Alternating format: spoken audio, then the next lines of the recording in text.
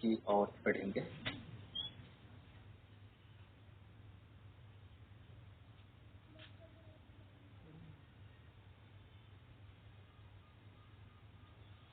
हाँ सर, मेरा क्वेश्चन ये है कि जैसे हीमोप्टिसिस ये जो कंडीशन है, ये अपन ऊर्ध्वक रक्तपित्त में कंसीडर कर सकते हैं ना?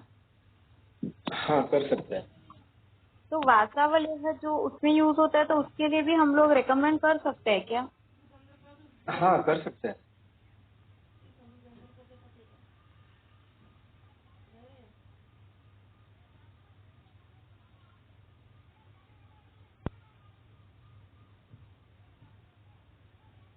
जब काश श्वास मतलब कि काश्वास जो है वो उसमें जब रक्त स्ठीवन ये लक्षण आता है तो आइडियली ये जो है वासावलेह हम यूज कर सकते हैं। और सर इपिस्टेक्सिस में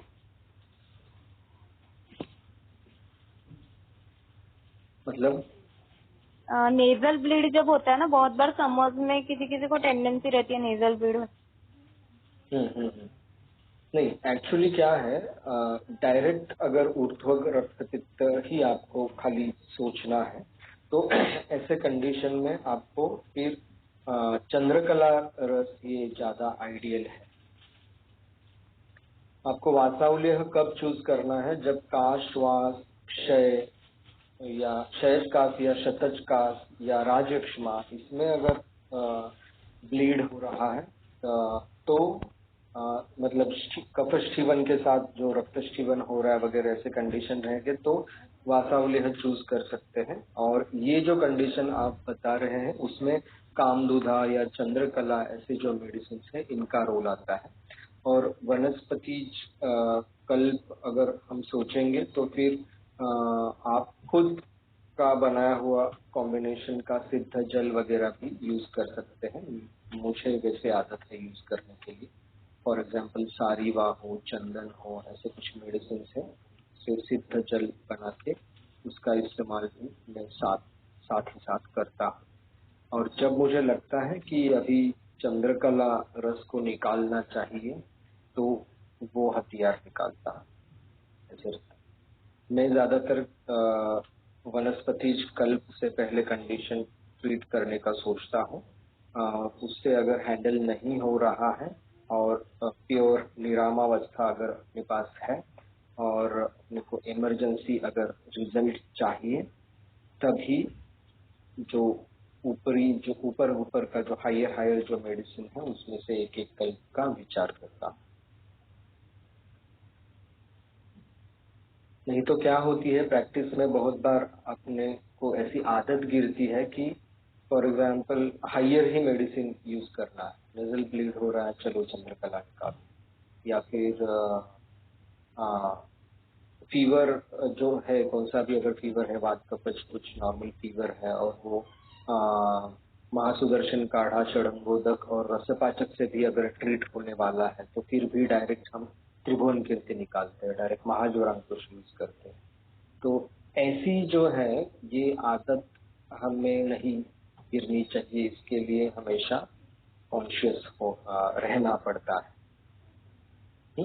मतलब अगर एलोपैथी में भी अगर हम प्रैक्टिस कर रहे हैं तो पैरासीटामोल 500 से अगर काम बन रहा है ऐसे कंडीशन में अगर हम डायरेक्ट मतलब मलेरिया का टेस्ट पॉजिटिव नहीं भी आया हुआ हो फिर भी बहुत सारे डॉक्टर ऐसे भी होते हैं वो डायरेक्ट आरटी मिथर पे जाते हैं। तो क्लिनिकली आपको अगर वैसा लग रहा है तो वो यूज करना तो ठीक है, लेकिन नींबू काटने के लिए हर बार अपने को सुरी चाहिए होती है, तो नींबू काटने के लिए तलवार हर बार नहीं निकालनी चाहिए। तलवार निकालनी है तो तलवार की जरूरत है ऐसी कंडीशन होनी जरूरी है।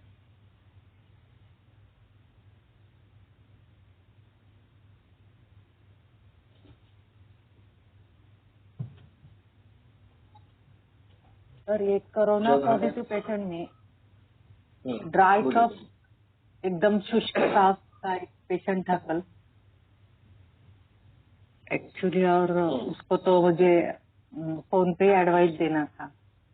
तो मैंने उनको सिर्फ उनके घर में जो इलायची और थोड़ा मरीच और काला मनुक्का ये चूसते रहने के लिए कहा, तो भी काफी आराम मिला उसको। तो और मतलब हम कैसे ये ड्राई कफ के लिए मतलब स्निग्ध का अभाव होने से ड्राई कफ और इसमें हमें गुरुत्वपान मतलब कैसे ये सोच कैसे रखेंगे? हाँ, जैसे मैंने पहले कहा था, ड्राई कफ अगर है और ज्वर की अवस्था नहीं है तो कफानुबंधी वातज कास का विचार होता है। तो उसमें यवान्यादि पेज और विडंगादि चूर्ण, यवान्यादि पेज जो है वो सेंधा नमक, दाढ़ी का रस और घी के साथ इसका इस्तेमाल कर सकते हैं।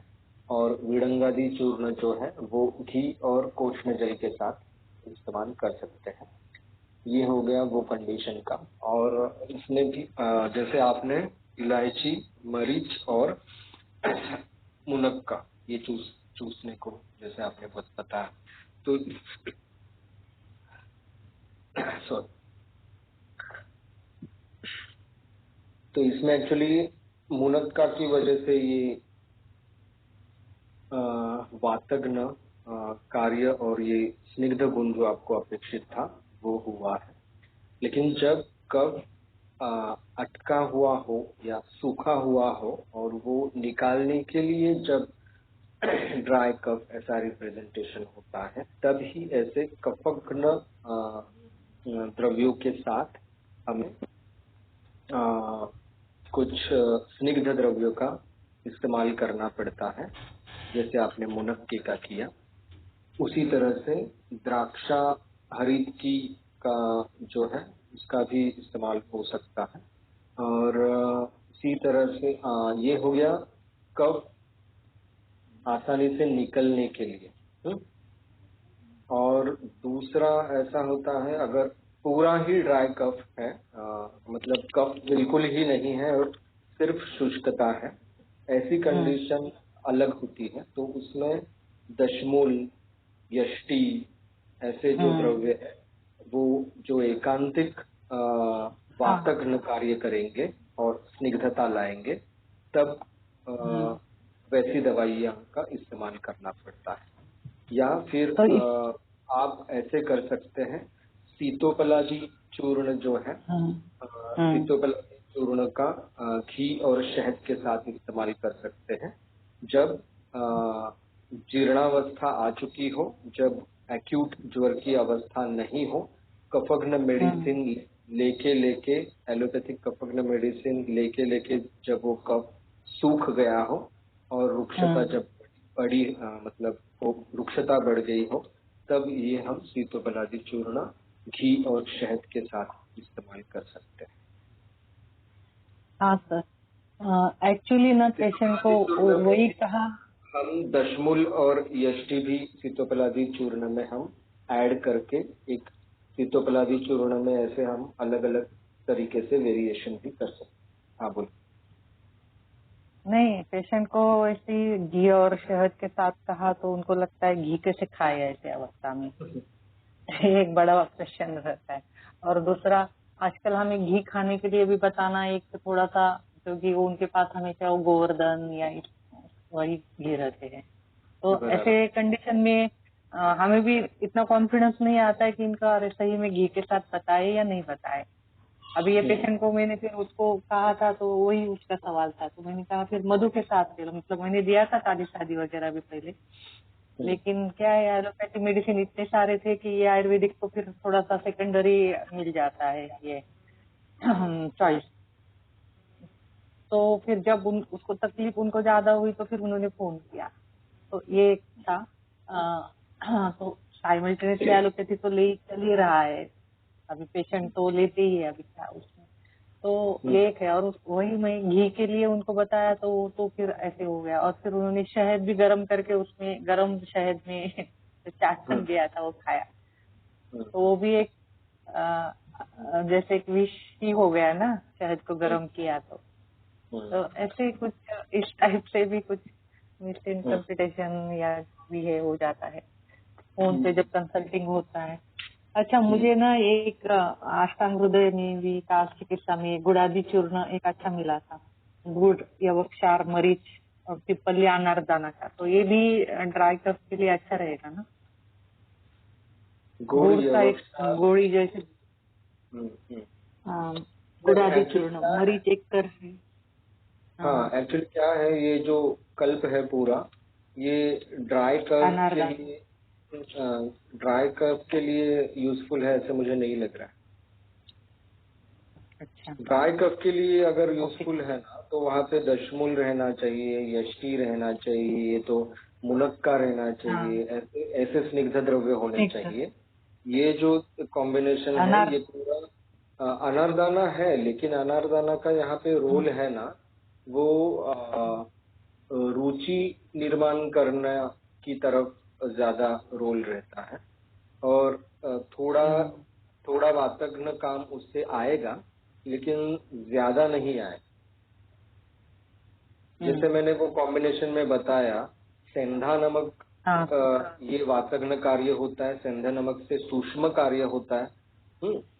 फिर जो अनारदाना यूज किया है, इसमें रुचि निर्माण होने का भी काम होता है। फिर उसका वातग्न भी कार्य होता है, और जो घी एक्चुअल में है उसका जो है वो एक्चुअल जो स्निग्धता निर्माण करना, और जो रिकरेंट ओवर, मतलब जो क्या बोलते हैं उसको, जैसे एंटी इन्फ्लेमेटरी जैसे बोलते हैं ना, या फिर ओवर रिस्पांस जो होता है खांसी का, वो रिस्पांस अगर हमें थोड़ा कंट्रोल में लाना है तो वो काम वो घी से होता है।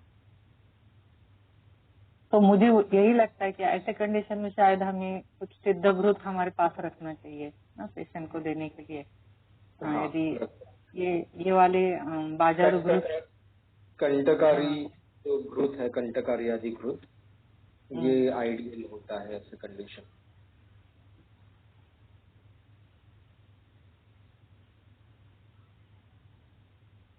और मेरे जो पेशेंट है, फॉर एग्जांपल अभी पूना के पेशेंट है, तो मुझे पता है, मतलब जो मैंने बताया ना, श्रीनिवास जो कंपनी है, जो हमारे दिंडोरी प्रणीत जो मार्ग है उसका, उनका भी A2 घी आता है। उनका जो प्रोडक्ट्स है, ऑर्गेनिक प्रोडक्ट्स का एक फार्मेसी है खुशीधन नाम का, तो उनका A2 घी आता है। तो फिर मैं बताता हूँ वो कि आप पॉसिबल है तो ले सकते हैं। अगर नहीं पॉसिबल है तो मार्केट में फिर एक गो सेवा कंपनी का जो घी आता है वो भी अच्छा है कंपैरेटिव। और शहद जो है, शहद में भी अगर आप सोचेंगे तो 7 माह का भी एक अच्छा है शहद। फिर उत्तराखंड का भी एक अच्छा है, जो जहाँ तक मुझे पता है। फिर फोंडा घाट का शहद एक अच्छा है। और हमें फोंडा घाट का बता। हाँ, और फिर अगर उनके पास जो किसी पेशेंट के पास गाउटी शहद भी रहता है या वो अवेलेबल कर सकते हैं ऐसे बोलते हैं, तो वो भी चल सकता है। और अवेलेबिलिटी या कुछ होशियार पेशेंट हो और वो ऑर्गेनिक घी अगर ला सकते हैं तो वो भी आप बता सकते हैं। और ऑर्गेनिक शहद या ऑर्गेनिक घी, कुछ भी, ये जो चीजें हैं आपके यहाँ पे नजदीक में कहाँ कहाँ पे अवेलेबल है और वो अच्छी है, इसकी जानकारी आपको पहले से ही निकाल के रखनी चाहिए। जैसे मेरे एरिया में कहाँ कहाँ पे ऑर्गेनिक जो प्रोडक्ट्स है वो अच्छे मिलते हैं, तो वो मैं पेशेंट को बताता हूँ, फिर वो वहां जाके लेते हैं। मतलब आपको आपके पास ही सब अवेलेबल होना चाहिए ऐसा नहीं है, लेकिन कहाँ कहाँ पे वो अवेलेबल हो सकता है ये आप बता सकना जरूरी है। मैं डायरेक्ट कॉन्टैक्ट नंबर वगैरह भी देता पेशेंट को। अरिष्ट, दशमूलारिष्ट, अरिष्ट को भी यूज करते हैं ज्यादा। हाँ, दशमूलरिष्ट ये वातज कास की अवस्था में यूज कर सकते हैं, या फिर हुपिंग कफ मिक्सचर भी एक आता है शायद, किसका आता है, सांडू का आता है शायद। तो ये भी है, वो वातज क्लास पे अच्छा यूजफुल है। फिर दशमूल मधुकाधी कषाय नाम से एक है, वो ये श्रीनिवास ब्रांड का आता है, वो भी वातज कास में अच्छी तरह से काम करता है।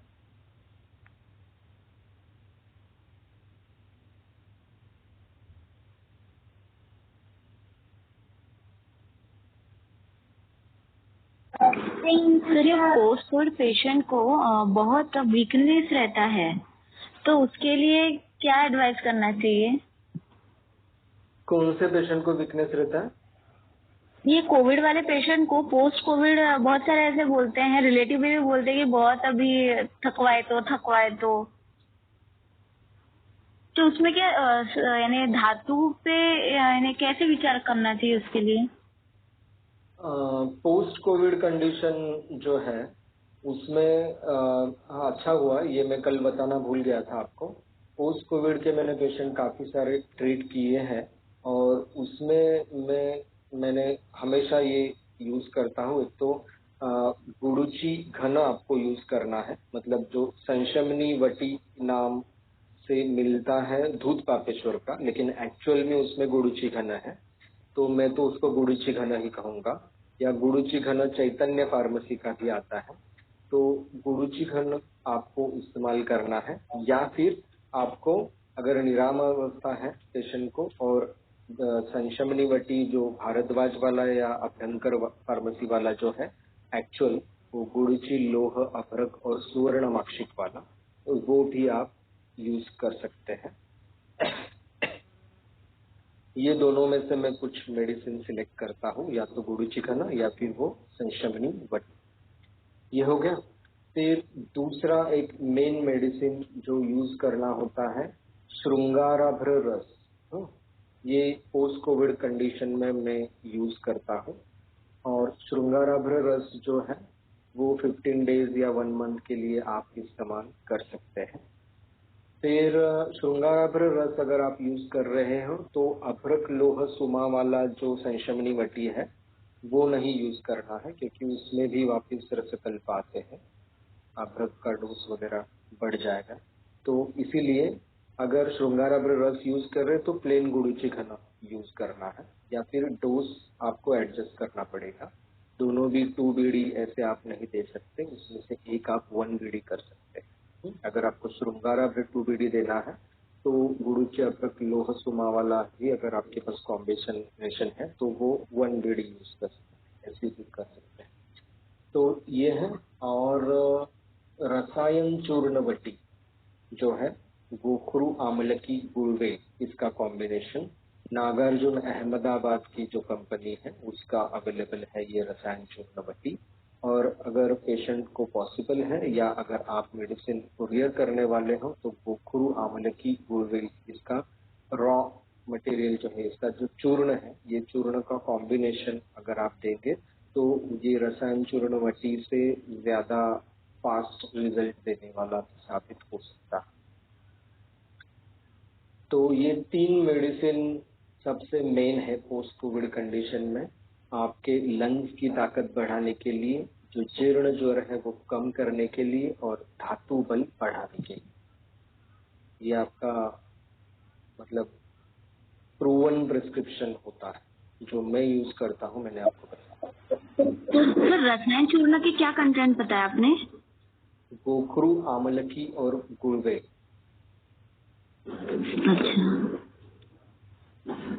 तर जीर्ण ज्वर में सिद्धक्षीर या सिद्धघृत, इनका भी अच्छा रोल है।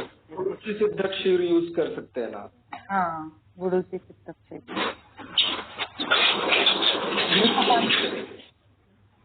घृतपान भी खाएं। सब लोग एक ही बार ये अपना माइक अनम्यूट करके मत बैठिए। जिसको पूछना है उसने ही खाली अनम्यूट कर बोलिए। घृतपान का भी रोल है ना? किसमें?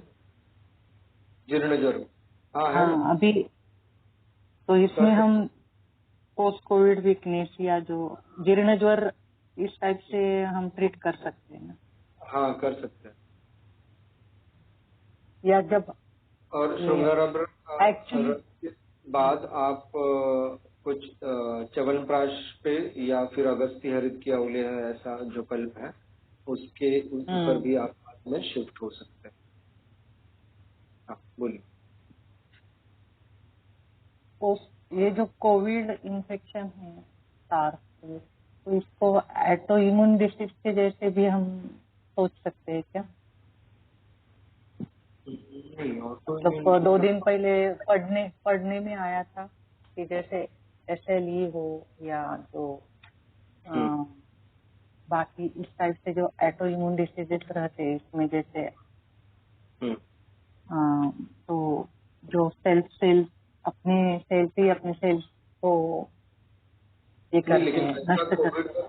वैसे कोविड उसमें में कुछ होता है धातु क्या? पाक, हाँ ऐसे पढ़ने में आया। इसमें फिर ये धातु पाक की कंडीशन ज्यादा रहती है because of all this action and reaction.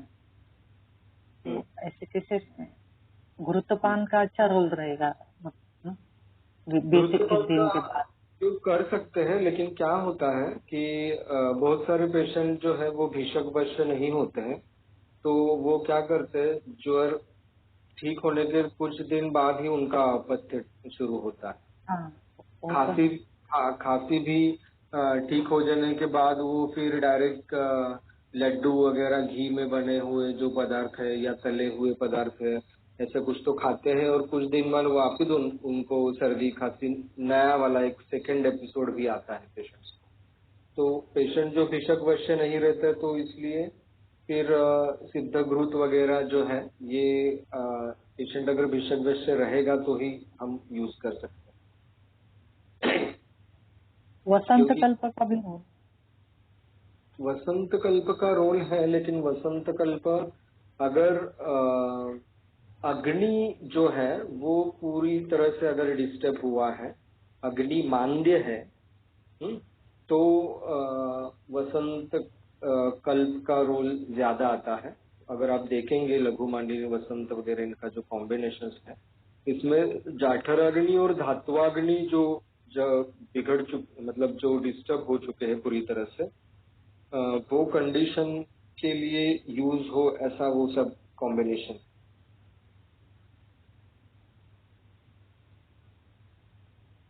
तो ये जैसे मैंने कहा मतलब छुरी का इस्तेमाल करना है या तलवार का इस्तेमाल करना है ऐसा ये कंडीशन है। मतलब प्लेन गुडुची घन से अगर काम होने वाली कंडीशन है तो हमें लघु मालिनी वसंत वगैरह ये सोचने की जरूरत नहीं है। लघु मालिनी वसंत इनकी कंडीशन अलग ही रहती है। तो वो कैसे पहचाने सर? हाँ, लघु मालिनी वसंत वगैरह ये जो कल्प है ना, फॉर एग्जाम्पल जिनमें अग्नि मांद्य है और वो अग्निमांद्य ट्रीट नहीं हो रहा है, फॉर एग्जाम्पल नॉर्मल जो कुछ सब दवाएं हैं उससे, और अपने को फिर उनका जाठराग्नि और धात्वाग्नि ये सब हमें प्रॉपर पहली जैसे स्टिमुलेट अगर करना है तो उस कंडीशन में हम लघु मालिनी वसंत पे जा सकते हैं। जब गुरुची घन वगैरह से ट्रीट ना होने वाला कंडीशन रहता है तब वो लघु मालिनी वसंत हम सोच सकते हैं उसके बाद। लेकिन ज्यादातर लघु मालिनी वसंत वाला कंडीशन जो है वो टिपिकल कंडीशन जो है वो हर बार सामने नहीं आता है। गुरुची घन वगैरह ऐसे जो मेडिसिन है उससे काफी बार काम हो जाता है। अक्सर ना जब खाना खा के भी कुछ बदन को नहीं लगता है, ऐसी वाले जो कंडीशंस होते हैं ना, तो उसमें ज्यादातर फिर वो लघु मालिनी वसंत वगैरह ये कल्प है उनके बारे में सोचा जाता है। जीर्ण ज्वर का परिणाम वश जब अग्नि मांद्य हो जाता है और अगले अगले जो धातु है उसका निर्माण ही खंडित हो जाता है या वो एकदम क्षीण स्वरूप में और असार स्वरूप में क्रिएट होते हैं जो आगे के सप्त धातु है, तब जो रसायन कार्य अच्छी तरह से होना और पोषण जो शरीर का है वो अच्छी तरह से होना, ये जो अपेक्षित होता है, तो उसके लिए लघु मालिनी वसंत का रोल होता है।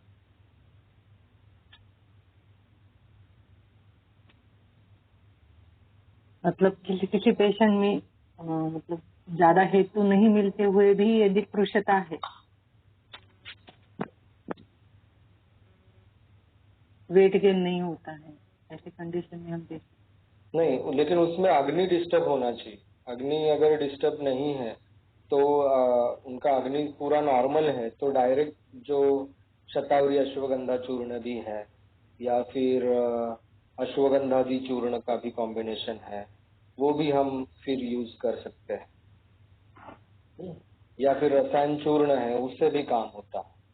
लघु मालिनी वसंत जाने के लिए वैसा ठोस कारण होना चाहिए, वो आसानी से एकदम मतलब क्या बोलते हैं, ज्यादा बिना सोचे यूज करने वाला कल्प नहीं है। उसके लिए उसकी अवस्था टिपिकल ढूंढनी ही चाहिए।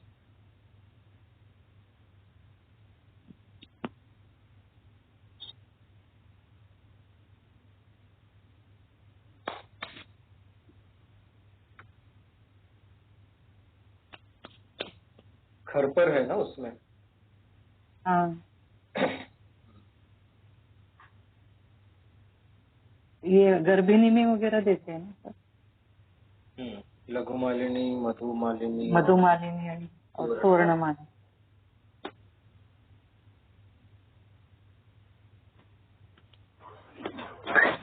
सर मुझे क्वेश्चन है, ये गर्भिणी लोगों को जब भी कभी ज्वर रहता है तो उनमें हम लोग एंटीबायोटिक ये सब नहीं दे सकते हैं, तो आपने जो 3 कॉम्बिनेशन बोला है, सुदर्शन काढ़ा या फिर षडंगोदक, उसमें से हम लोग कुछ स्टार्ट कर सकते हैं ना? हाँ, कर सकते हैं। एकदम क्या बोलते हैं उसको, एकदम सेफेस्ट ड्रग से ये माँ सुदर्शन काढ़ा, रसपाचक, षडंगोदक।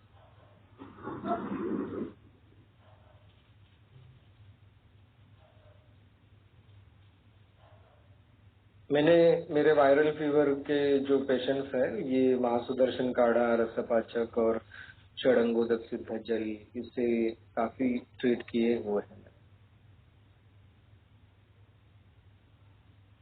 तो ये षडंगोदक यदि देना है तो पूरे दिन के लिए उनको 1.5-2 लीटर बना के रखो और वही पीते रहो, ऐसे कहना है? हाँ, ऐसा ही कहता हूँ मैं। 4 ग्राम चूर्ण से 1-2 लीटर जो कुछ है वो सिद्ध करने को बोलता हूँ, या फिर ये चूर्ण डाल के मैं एक्चुअली एक बार बॉइलिंग पॉइंट तक उसको बॉईल करना है बोलता हूँ, और फिर वो बॉटल में भर के रखना है और बिना छाने पीना है, ऐसे बोलता हूँ। अच्छा, षडंगोदक, महासुदर्शन और ये रसपाचक। हाँ,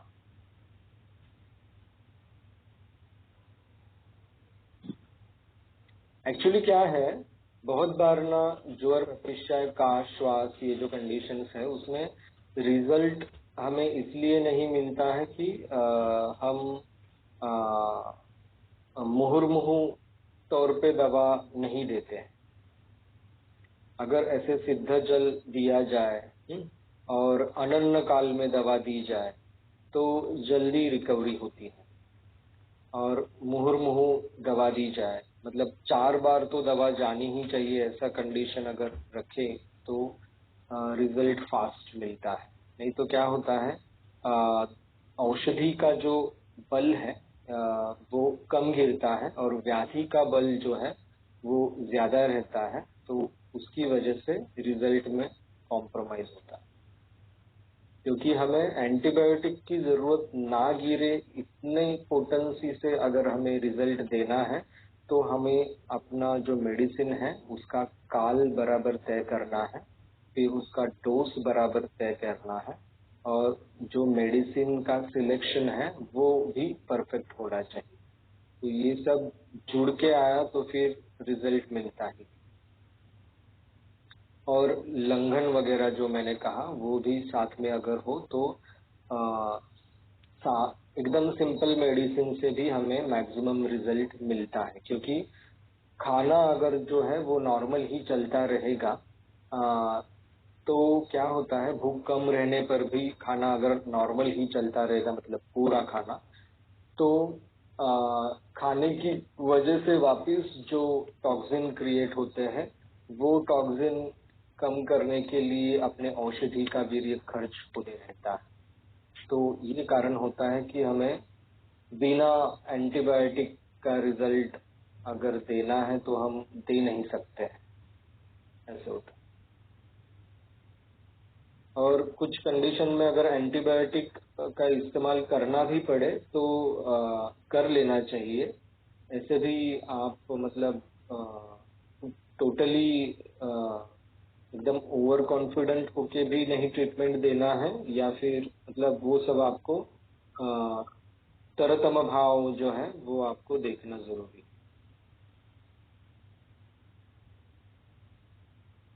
आयुर्वेदिक दवाइयों से ही यदि पेशेंट को ठीक करना है ना, तो सर सही में एक चैलेंजिंग है। क्योंकि पेशेंट भी एजुकेटेड चाहिए, जैसे कहा वैसे उसने सुनना चाहिए, फॉलोअप में रहना चाहिए, कम से कम फोन करते रहना चाहिए या व्हाट्सएप पे बताते रहना चाहिए। तो पेशेंट मतलब हम कितने, या फिर हमारे पास आईपीडी की कुछ सुविधा चाहिए, जैसे पेशेंट को हम हमारे हाथ से निकाल के दे दे, या जो भी एक उसके आहार का हम मैनेजमेंट कर सके, ऐसा कुछ हो तो ही मुझे तो कॉन्फिडेंस लगता है शुगर के पेशेंट के लिए। क्योंकि हमेशा हम बताते पूछते रहेंगे तो उनको लगता है अरे ये डॉक्टर को कुछ आता ही नहीं है शायद, इसके लिए वो बार बार हमें पूछ रहा है। और यदि हमने उनको कहा कि आप बताते रहो तो उनको लगता है अरे इसमें क्या बताना है। एक सही में बहुत ही चैलेंजिंग।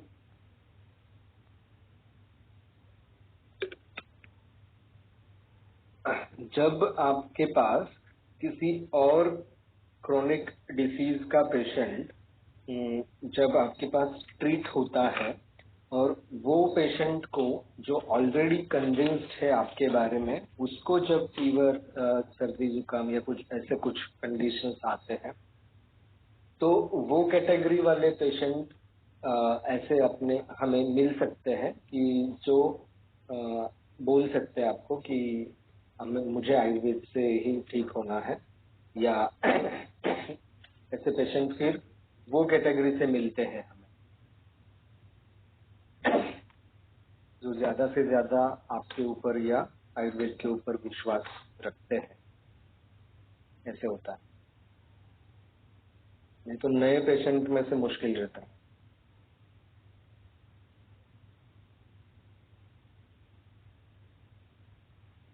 और जैसे मैंने कहा, आपके पास अगर रिव्यूज है पेशेंट के अच्छे अच्छे, तो भी नए पेशेंट्स में से भी कुछ पेशेंट्स आपको ऐसे मिल सकते हैं।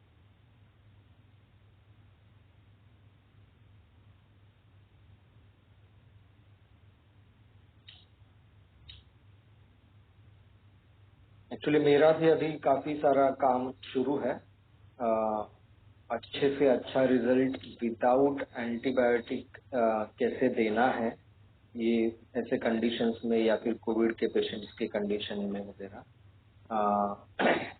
तो कुछ प्रूवन भी आगे जाके आ सकते हैं रिजल्ट्स वाले मेडिसिन, और फिर कुछ गाइडलाइंस भी कि ये यूजफुल हो सकता है, जो हम 80-90% गारंटी के साथ बोल सकते हैं कि इससे रिजल्ट आना ही चाहिए, आ सकता है। तो ऐसे भी सब मैं निकाल के रखने वाला हूँ और प्लान तैयार करके रखने वाला हूँ। वो अच्छा कुछ हो गया तो मैं वापस आपके सामने वो रखूंगा चीजें।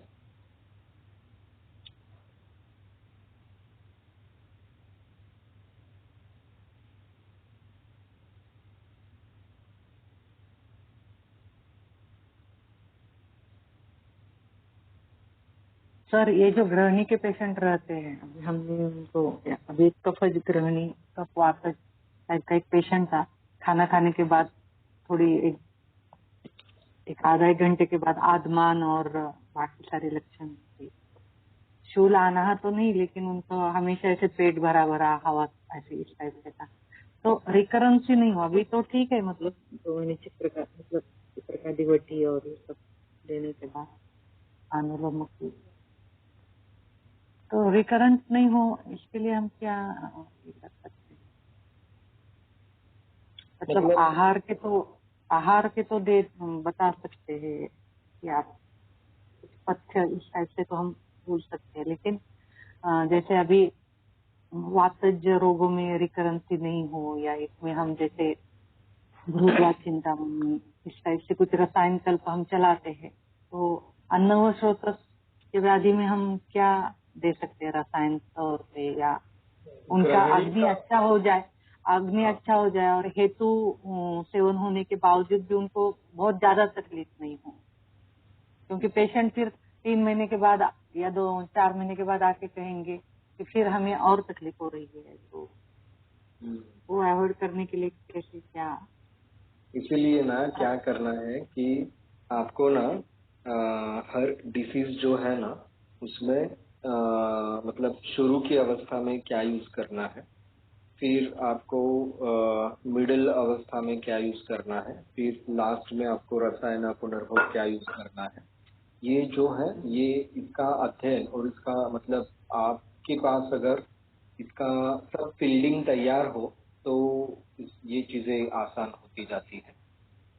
फॉर एग्जाम्पल अगर गृहिणी का पेशेंट है तो गृहिणी में मैं तो बहुत सारे पेशेंट में वनस्पति द्रव्यों का कॉम्बिनेशन जो है मैं यूज करता हूँ पर्सनलाइज, उससे भी ठीक करता हूँ ताकि मुझे ये आदत ना लगे कि मैं डायरेक्ट पंचामृत परपटी पे ही जाऊं, और मुझे भी कंडीशंस पता चले कि जो बिना पंचामृत परपटी की भी ठीक हो सकती है। तो ये मेरा सोच रहता है। लेकिन जब मुझे जरूरत गिरती ही है कि भारक्षय होने लगता है और हमें भारक्षय रोकना है और भारवर्धन करना है और सामावस्था जो है वो निकल चुकी है, या फिर भी सामावस्था अगर हो फिर भी पंचामृत परपटी हम यूज कर सकते हैं, तो पंचामृत परपटी मैं ऐसे वक्त पे ऐड करता हूँ और वो तक्र के साथ हम दे सकते हैं। तो पंचामृत परपटी हम आधा खाना हो जाने के बाद अगर देंगे, समान काल में अगर देंगे तो अच्छा रिजल्ट आता है। तो ऐसे हमें मतलब होना चाहिए। मतलब फॉर एग्जांपल पंचामृत परपटी जो है अगर वो यूज करेंगे ये गृहिणी के पेशेंट में हम, तो बाद में ये जो आपको अपेक्षित है रिकरेंस ना हो, तो ये चीज आपको देखने को मिल सकती है। और जो है ये अपना बेल मुरब्बा जो है, ये बेल मुरब्बा का अगर इसमें इस्तेमाल करें, या सांडू का बिलाजिल करके एक आता है योग, वो अगर हम इस पेशेंट में इस्तेमाल करें रसायन पुनर्भोग के तौर पर, तो जो है उनकी जो सब अग्नि का काम है वो ठीक से होने लगता है। लेकिन गृहिणी के पेशेंट में ये मतलब आपको जब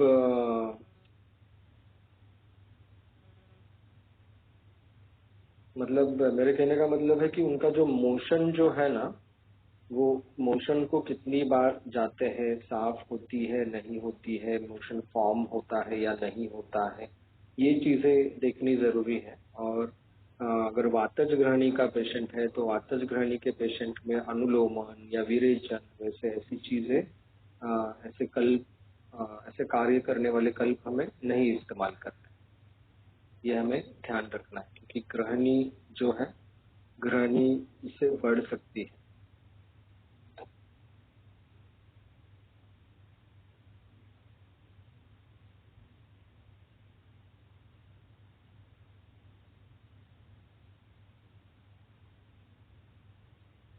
तो ये बिलाजिल भी सामान ही देना है?